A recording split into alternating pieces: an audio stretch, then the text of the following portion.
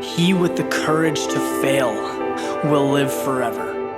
It's the one in the shadows who will be forgotten, who will dissolve with time. Because while a safe existence temporarily guarantees that our needs will be met, it also promises a certain mortality. See, 100 years from now, we will be gone. Like sand on a beach or snow falling from the sky, nothing will separate us from the physical world. But the stories we leave will transcend time. These stories are the culmination of the very best this world has to offer. They are what you get when you push through the smokescreen. Find what matters when you would trip over your feet 1,000,000 times, climb stone after stone, just to see the view from atop of your dream. And then comes the inevitable question, why? Why risk it all? Why dream of greener pastures, of settling for nothing but the best? Because to those peering out from the shadows, your existence is trivial. It's unnecessary, it's inexplicable. But we are not rational beings. And that's okay. Maybe that's the way it should be. I would go as far as to say that a safe existence is the crazy thing. That to not soak up every ray of sunlight, swim in every body of water, run through every field possible, that is crazy. To not give in to that desire is crazy. And for what? So that we don't get condescending looks from faces we don't know? I have fallen and I will fall over and over again, and I promise you this. Because to remain upright is to watch the world go by, and I refuse to. This view from my window is fine, but the view from outside is unparalleled. Nothing is of more value than what we get when we chase the intangibles, follow the music, leave the expectations in search of the possibilities, because the former has a defined limit and the latter has no end. It's where some go right and others go left, where the ones afraid to get mud on their knees or sweat on their hands draw a circle around themselves and call you crazy. But there's nothing crazy about why you do it. There's nothing crazy about happiness, success. There's nothing crazy about passion. These things are immortal. They remain long after we do. They are the very essence of what it means to live. That compulsion to walk away from a scripted story is not wrong. It's what's beautiful with this world. It's your reason to struggle, to fight, to persevere, because no matter how many times you fall, you will rise again.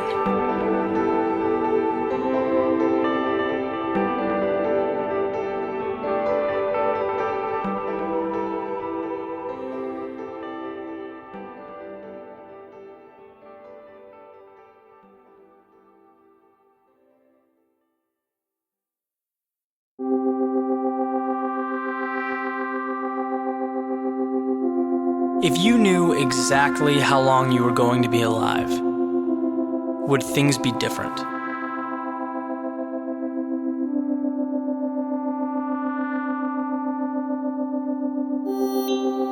Imagine if every morning you were able to look into an hourglass that showed you exactly how much time you have, removing any unknowns or uncertainty. Would you approach your days differently?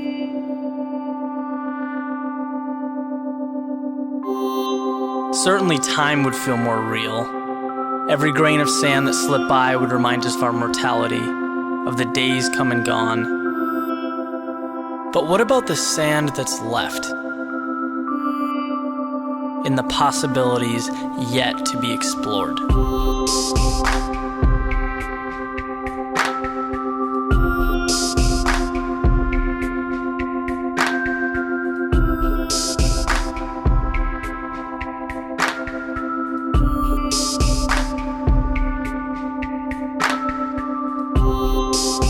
In this fast-paced world we live in, it's very easy to get caught up, to go into autopilot, to do what everyone else is doing without ever taking a second to examine ourselves. Every day, the sand in that hourglass gets lesser and lesser. And if you don't ask yourself what your purpose is, what makes you happy, what you're going to bring to the world, someday you'll be all out of time. Our stay here is finite. I often talk to people about their goals and aspirations, what makes them happy. And I find it crazy how many restrictions people place on themselves. Human beings put a man on the moon. Think about that for a second. Yet it wouldn't be possible for you to record an album or start an interior design company. Explain that to me. There is this fear of the unknown that's debilitating. We're all scared to fail. We're scared to mess with the status quo, even when we're not content with how things are. We'll ride it out, because unhappiness appears better than uncertainty. This in itself is a tragedy. I saw a great quote the other day. It said, "Human beings are the only life form that will do less than they possibly can." There's never been a tree that didn't grow as tall as it possibly could. They're hardwired to do that. Us, on the other hand, we have the gift of choice, which is a blessing, yes, but it's also a curse. It's something to hide behind. We'll forfeit the opportunity to be great, because that comes with the hefty price of risk. Okay, in reality, we don't know how many trips around the sun we have. It is and always will be a mysterious component of life. But regardless of your journey, what you've done, what you've yet to do, there is no time for regret. So go after what you want. Work hard at something you love. Wake up excited. Go to bed content. Be a dreamer. Make things happen. Being born was the hardest part. You've already done that. You've already won the lottery. You're here. You're experiencing everything the world has to offer. Statistically, that is a miracle. All you have to do is cash in on your lottery ticket.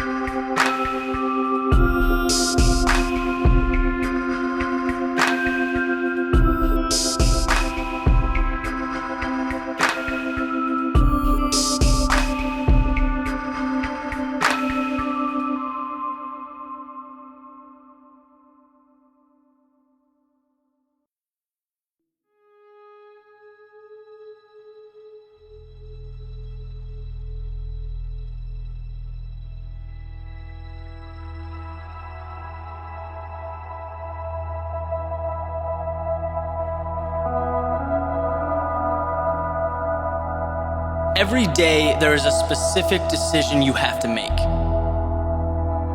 It's the first and it's the most important decision, because from it, you effectively roadmap your destiny.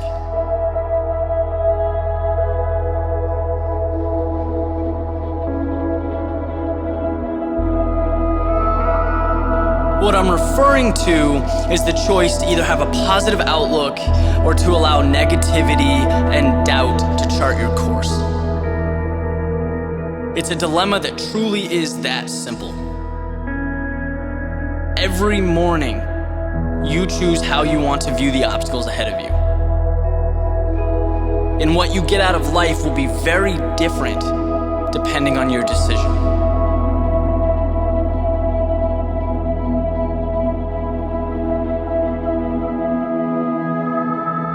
There's an old Cherokee legend that touches on this conflict. And in the story, there's an older man, he's talking to his grandson about life.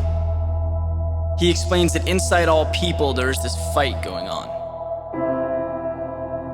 The struggle consists of two wolves. One manifests itself through negative energy. He's anger, envy, sorrow, inferiority, all that is evil. The other is joy, compassion, faith, truth, all that is good. So he finishes explaining this. The boy sits there, he thinks about it for a minute.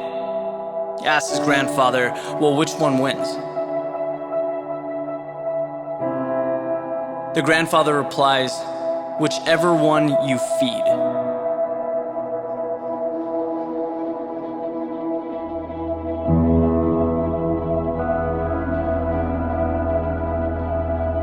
What we sometimes forget is that we are the sole makers of our own destiny. There are always going to be external factors, whatever they may be, negative people, tough circumstances, maybe a lack of resources. They'll be there, but they cannot dictate your happiness or your success unless you let them. Yeah, they may cause you to alter your approach. You might have to make adjustments. That's good. That's how we develop. That's how we improve. But no one and nothing writes your story but you.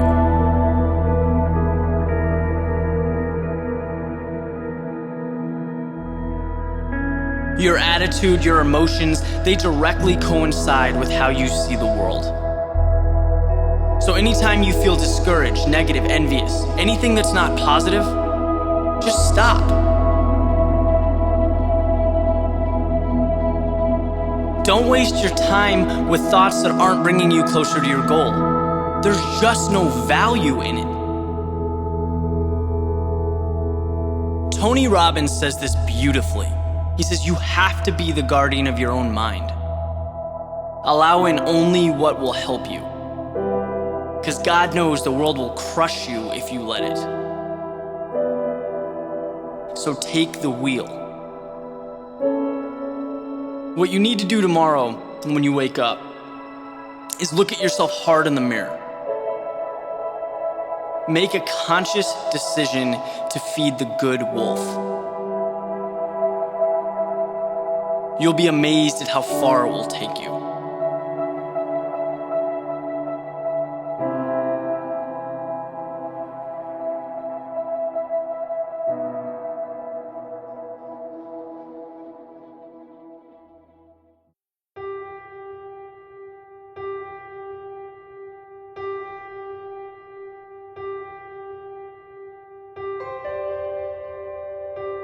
You move up to the starting line. You're waiting, thinking about what's in front of you. Essentially, you have 2,000 meters. That's more or less 6 minutes to determine your fate. In the grand scheme of things, it equates to a grain of sand on a beach, a bucket of water in the ocean, right? 6 minutes is nothing. But at the very same time, it's everything.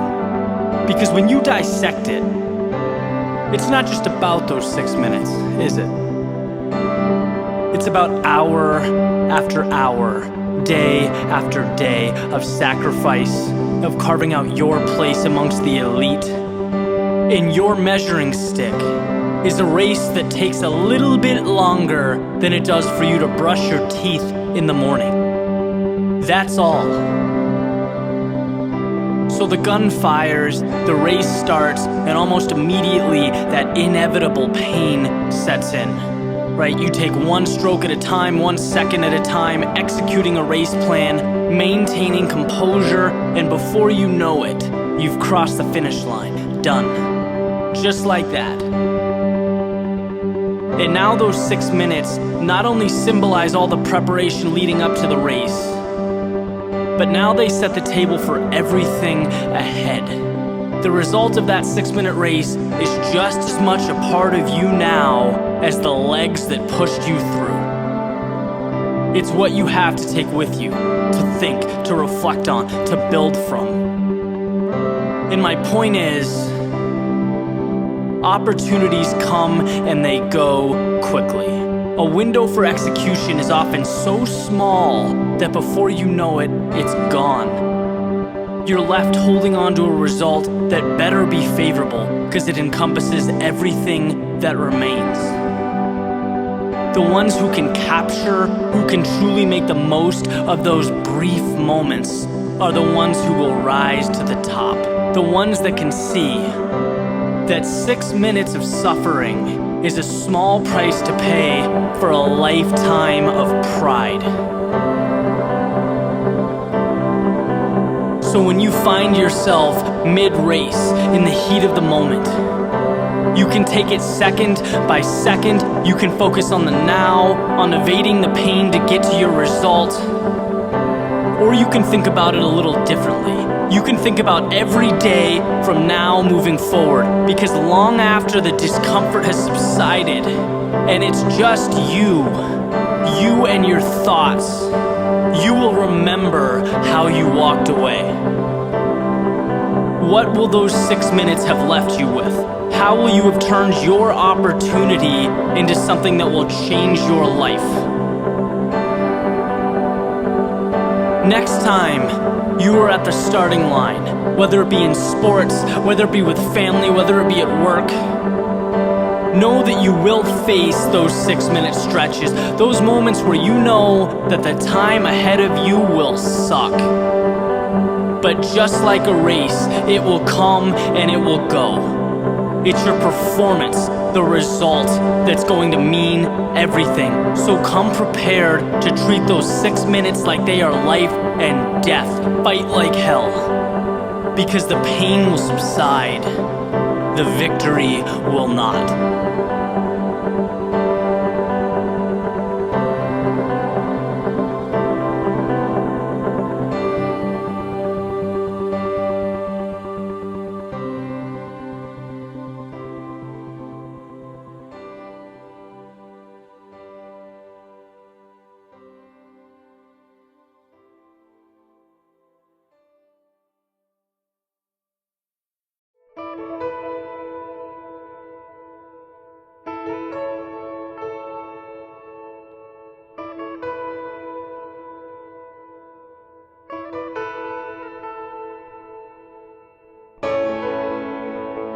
You had a vision to build something that they've never seen before. But they gave it one look and called it insanity. You worked hour after hour for little reward. They watched from a distance and deemed it irrational. You simplified your life until it consisted of only your goal. But amidst convoluted objectives and routines, they declared it a tragedy. You failed and you failed, but you would not give in. And entertained by this struggle, they called you stubborn. Through it all, you never lost faith. They sat back and called it delusional. And then something happened. You succeeded. You succeeded like no one else before. And when you shared your result, they called it genius. When you told your story, they admired the persistence. When you uncovered your knowledge, your learning, your expertise, they asked for advice. See, you provided a blueprint, yet few people follow. Now they call you gifted, lucky, and you shake your head because as you made that climb, something became very obvious to you. This word, insanity, defined as extreme foolishness or irrationality, this is what got you to where you are today. And on the surface, when you took that first step, it was insanity. You left what was known, you were questioned, doubted, you looked inexperienced, you fell on your face. And hour after hour, you prayed that it was not in vain, and some days it felt like it was. But every single day, you left something behind. The things that you'd outgrown, the things that would have surrounded your every move had you stayed in that spot, had you been intimidated by the depths of what they call insanity. But you didn't. You traded them for a chance to get what matters most. And now as you gain perspective, you see what was insane yesterday is now everyday reality. It's what you do without giving it a second thought, and you want more. Just the taste made you want more. To see what's out there, to see how far you can push. That is life. And as you prepare to continue down the road ahead of you, the peaks, the valleys, the twists, the turns, the ups and the downs, you realize that the only thing in this world that qualifies as insanity is being unwilling to take that next step. The fear of standing out, of being different, of living a life that was meant for you, that you deserve. Because to disregard that opportunity, oh, the insanity.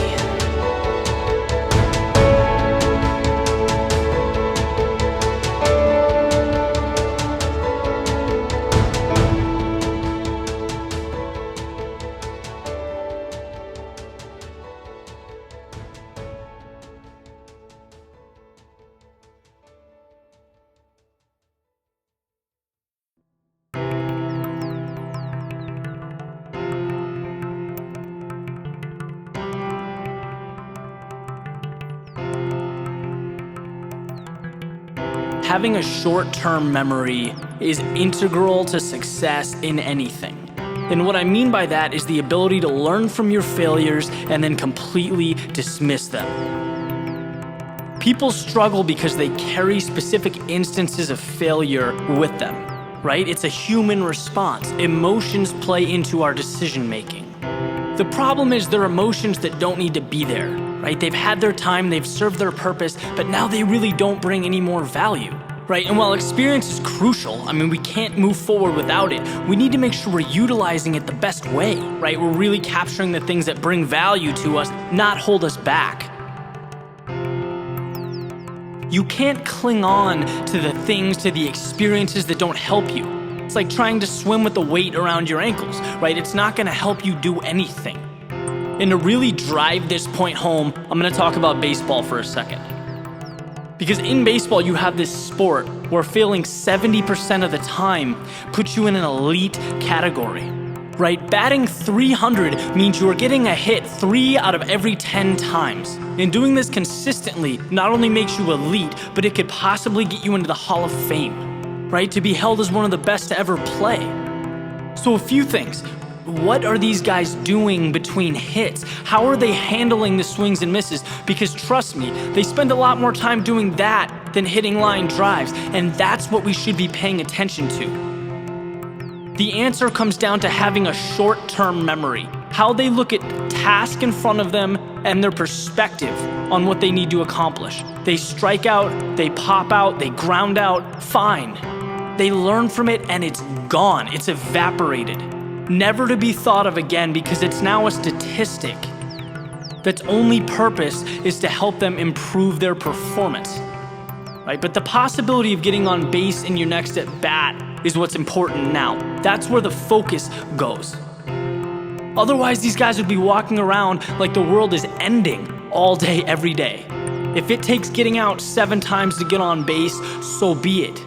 But it's part of the process, right? That's what we need to remember. Every at-bat will not be a home run. In fact, most will not be. But we need those failures. We need them because they show us how to become better, how to tweak and refine our approach, how to build. Because with every mistake comes not a reason to be down or hold back, but something to gain. Capture the advantage and move on. Think of having a backpack, limited capacity. The things you put in there should provide value on your trip. You're not going to put things in there that you don't need, that weigh you down, that won't help you get to your destination, right? And that's no different than your other experiences. I've said it before. It's impossible to be positive all the time. It just is. As human beings, we have emotions, we go through ups, we go through downs. However, it's not impossible to train yourself to take the positive from every situation in your life. Take that value and then move the hell on, because life is about value. And once you've captured it, continue gaining. Go make the good stuff happen. Forget about the things that weigh you down. Great minds don't waste their capacity on thoughts that don't propel them. If there's no value in it, let it go.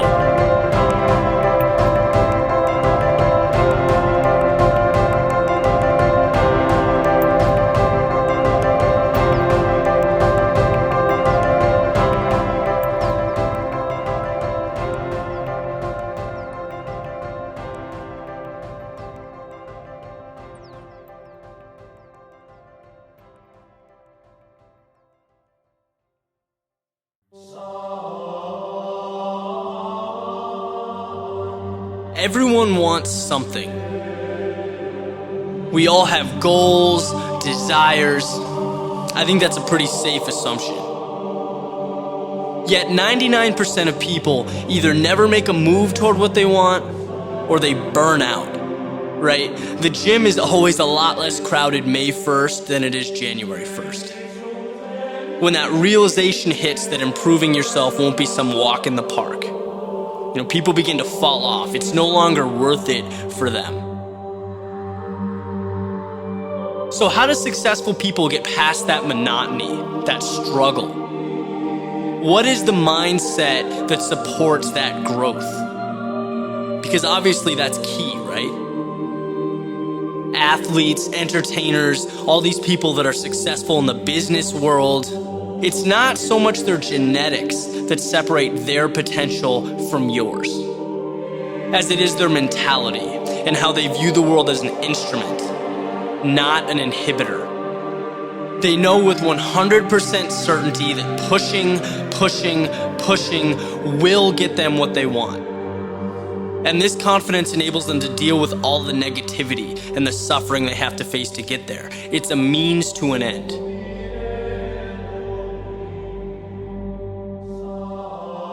John Paul DeJoria. Guy is a billionaire. He founded Patron Liquors, Paul Mitchell Hair Products. And at one point in his life, this guy's living in LA, sleeping in the back of his car with his son, right? Homeless, he has nothing. And I was recently listening to one of his talks. Someone asked him, John Paul, how can I be more like you? How can I be the next big billionaire entrepreneur? And he says, I have 2 pieces of advice for you that are instrumental to any success you'll have. The first one is you need to acknowledge and accept that doors are going to be slammed in your face all the time. If you don't have the strength in yourself to keep walking, to keep moving to the next door, then you don't really have a shot. The second thing he said is you need to be as enthusiastic on the 51st door that you knock on as you were on the first door. Because yes, door 1 through 50 could shut right in your face. But that 51st door could just be the one that changes your life. But if you give in or you let your energy fade, after a few failures, a couple negative experiences, you'll never be able to walk through it. And what a tragedy that would be. Arnold Schwarzenegger. Back in his bodybuilding days, he's Mr. Universe, best bodybuilder in the world. He goes through these grueling 5-hour-a-day training sessions. Someone asks him, hey Arnold, how come every time I see you at the gym, you're smiling? Right, I look at the other bodybuilders in here, they're not smiling, they're very focused, very serious looks on their faces. And he says, because every rep I do, regardless of how bad it hurts, takes me one step closer to my goal. And that satisfaction brings me more happiness than anything else in the world. Both of these guys bring context to what it means to be truly committed to something. To what must be endured between right now, as you're listening to me speak, and the time you open your 51st door.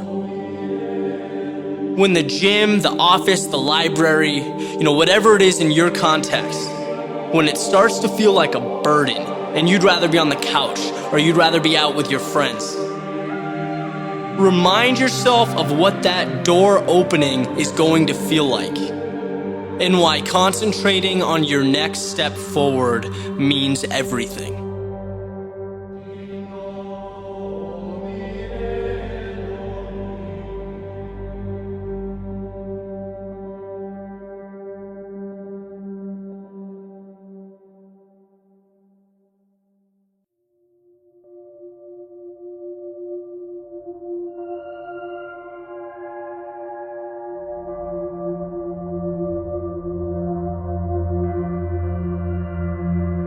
A journey of 1,000 miles begins with a single step.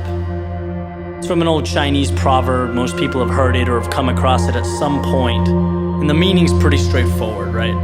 It advocates having the courage to take that step towards a goal. And that's huge. Making that decision to move forward towards something you want. But it's what happens immediately following that first step that I'm interested in. What happens when the journey's begun? And it's you and your goal, and all of a sudden you realize how long that road ahead really is. This is a turning point for a lot of people. And those who can succeed are able to take their daunting, intimidating goal or journey and see it for what it really is. Just a bunch of small, manageable tasks strung together. When you look at why people quit, a lot of the time it's because they were overwhelmed by their goals and ambitions. Let's say you have, this wonderful plan in your head to climb a mountain. You're thinking about that feeling of being on top, looking down with pride.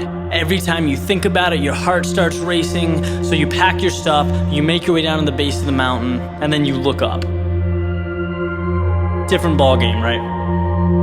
Now the entire mountain's in front of you and you realize that that's no small feat. That is when people walk away.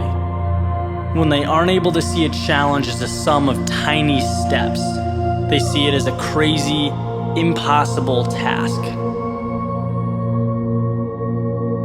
It's like saying you want to be the next Tom Brady or Kobe Bryant. It's a tall mountain to climb. Like trying to hit a target from a mile away.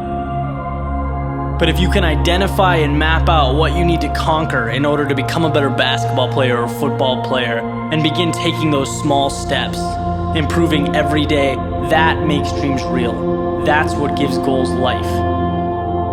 The ability to see your objective not as a marathon, but as a series of little 400-meter stretches.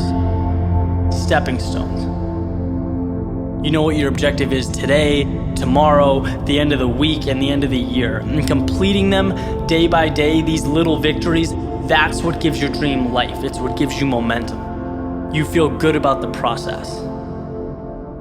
And by the way, when things blow up in your face, which happens every so often on this little place we call Earth, you'll have that foundation and that sense of accomplishment to stay focused because your approach is tangible and it's realistic. This applies with everything. Losing a job, a breakup, failing a test. These things are monumental if you allow them to be. They can turn into that unclimbable mountain. Or they can roadmap a new path for you. And if you define what you want, you define success and begin stepping towards it 1 hour, 1 day at a time, you'll get where you want to be quicker than you thought.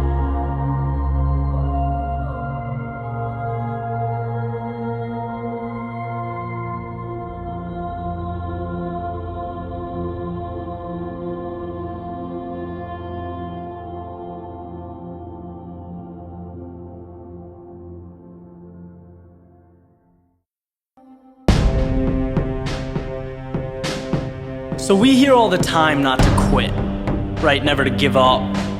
It's on interviews, movies, social media, it's all over the place. And that's great, it's a positive message. But I still have to ask the question, what does it truly mean to not quit? Is it the answer or is it an ingredient? We've all had a rough stretch at one point or another. We've all felt derailed, lost something important to us, just had things not happening at the moment. And in this situation, picking up the pieces and getting yourself back on track, while intimidating, is always manageable, but it's that X factor. Finding that right piece, the piece that will get the wheel turning, that little win. Carving out an opportunity for yourself to make even the slightest progress, even if the impact is so minimal that it almost seems worthless. It is not. The first step is never worthless, no matter how small. I like to use a baseball analogy when having this discussion.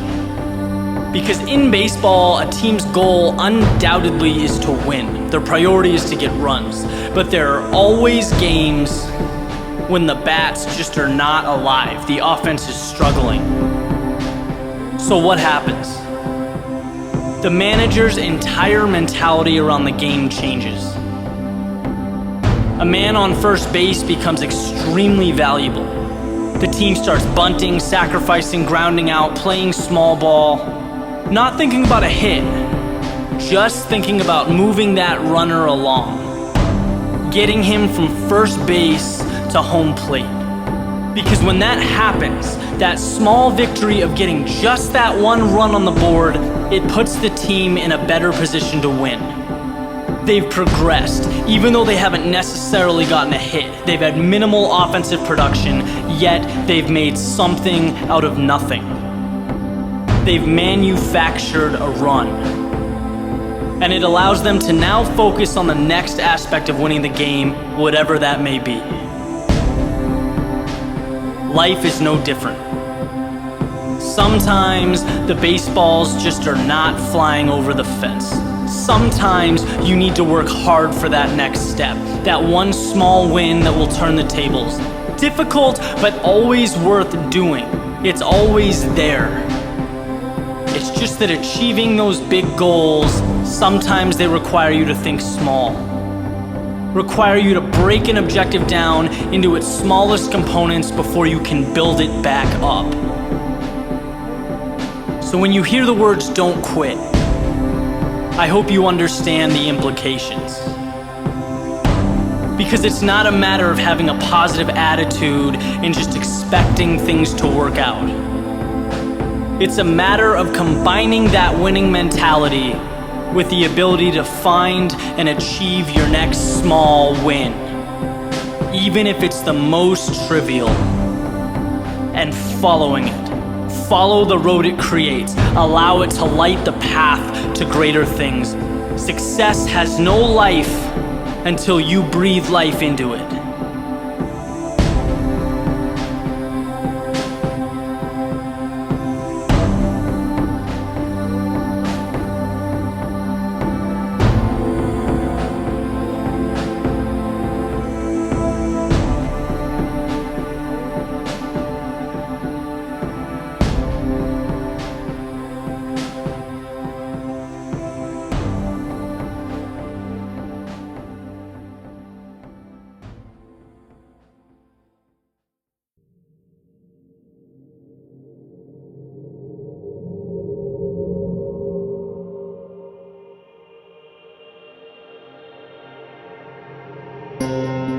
You're driving.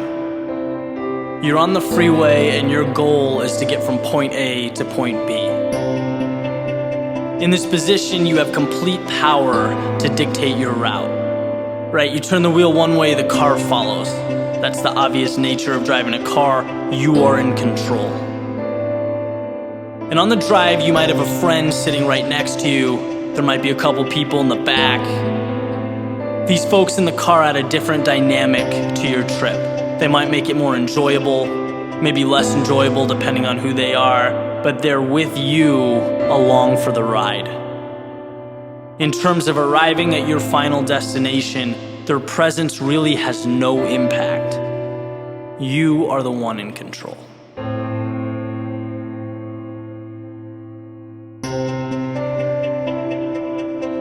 So take this concept and apply it to your everyday life. Okay, in this analogy, you are just you. Your wants, your passions, your goals, that encompasses who you are. You're the captain of your ship. Everything else, the emotions, your mind, your body, these are passengers on your trip. Just like your buddy riding shotgun, they are there, but they do not navigate. They are a product of your environment. When you're working towards something and an inevitable setback occurs, the first thing your emotions create are feelings of anger, anxiety, and fear. When you become overwhelmed, the first thing your mind tries to do is to create ways to rationalize, reasons to stop and quit. When you need to go to the gym, you need to be productive, but your body is tired, you become far less likely to get the job done. All of these examples are emotions, mind, and body attempting to take the wheel from you, to take control. They will succeed if you allow them, or they will fail if you stop them, but they have no claim to you. They're just along for the ride. And my point is, if you can recognize these occurrences when they pop up and dismiss them as passengers, continue driving towards your goal, you'll be a very tough person to stop. You'll be able to look past fear, knowing that it's just a minor detail. You'll be able to crush the unsolicited negative thoughts that pop into your head, knowing that they mean nothing. You'll have the foresight to condition and use your body as a tool rather than ever allow it to slow you down. What you're doing is taking everything that human biology has been hardwired to accomplish and forcing it to work in your favor, to work for you. Do we need emotions, our mind, our body? Of course we do. They're integral to who we are. But they are part of the trip. They are not quarterbacking. So make them the best they can be to support your goals. Train them. Build yourself up. But you, your ambitions, and your dreams drive success. Your mind, emotions, and body, while present, while important, they do not have the wheel. They are merely passengers on your journey to something better.